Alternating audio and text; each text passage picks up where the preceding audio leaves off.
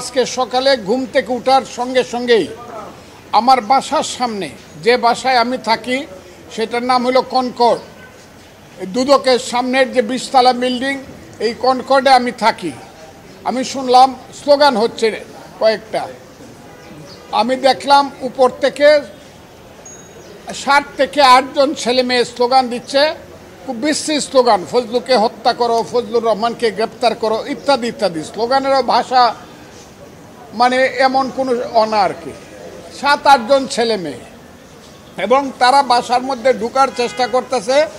আমি সেই বাসায় থাকি, ভাড়া বাসা। আমি এখন শঙ্কায় আছি যে বাসায় ভাড়া থাকি সেই মালিক আমাকে বাসায় ভাড়া থাকতে দিব কিনা। 1। 2 নম্বর হলো, আমার মূল প্রশ্নটা হলো, আমি একজন মানুষ, আমি এই দেশের জন্য যুদ্ধ করেছিলাম। আমি এই দেশে 61 বছর যাবৎ রাজনীতি করি, কাজে আমার এই দেশে নিশ্চিন্তে নির্বিঘ্নে বাঁচার অধিকার আছে। এটা আমার কনস্টিটিউশন এবং ফান্ডামেন্টাল রাইট।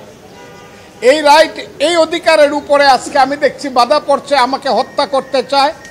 এবং বিদেশ থেকে কিছু ইউটিউবার, বিশেষ করে ফ্রান্স থেকে কয়েকদিন আগে 2 জন ইউটিউবার অর্ডার দিয়েছে আমাকে হত্যা করার জন্য। এবং কালকে রাত্রে বা পরশু রাত্রে দেখলাম এরা সবাই জামাতের লোক, তারা বলেছে ফজলুর রহমানকে গলা কেটে হত্যা করতে হবে, ইত্যাদি ইত্যাদি। সেইগুলা তারা দূর থেকে বলছে, কিন্তু ছেলেরা একদম আমার বাসা পর্যন্ত গিয়ে যেভাবে স্লোগান দিচ্ছে, এতে করে আমি আশঙ্কা প্রকাশ করছি। শুধু আমার জীবনে আমি মৃত্যু ভয় পাই না, কিন্তু আমি মনে করি অপমৃত্যু তো আমার প্রাপ্য না। এই দেশটার জন্য আমি যুদ্ধ করেছি, কাজে আমার এই দেশে বাঁচার অধিকার আছে।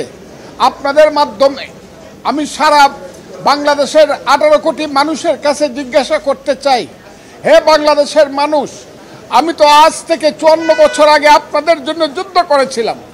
আজকে যে সন্তানেরা আমার বিরুদ্ধে স্লোগান দাও, তোমাদের জন্য একটা স্বাধীন দেশ সৃষ্টি করার জন্য আমি যুদ্ধ করেছিলাম।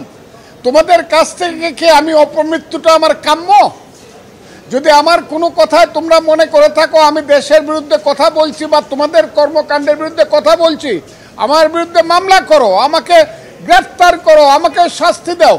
কিন্তু আমাকে হত্যা করার জন্য আমার বাসা পর্যন্ত মব সৃষ্টি করে গিয়া, যেটা গত 1 বছর যাবৎ বাংলাদেশের সবচেয়ে, এই পৃথিবীতে এবং বাংলাদেশের সবচেয়ে একটা কুখ্যাত নাম মব, সেই মব জাস্টিস আমার উপরে কি চলতে পারে কিনা এবং চলবে কিনা, আমি প্রথমে বাংলাদেশের মানুষের কাছে জিজ্ঞাসা করতে চাই।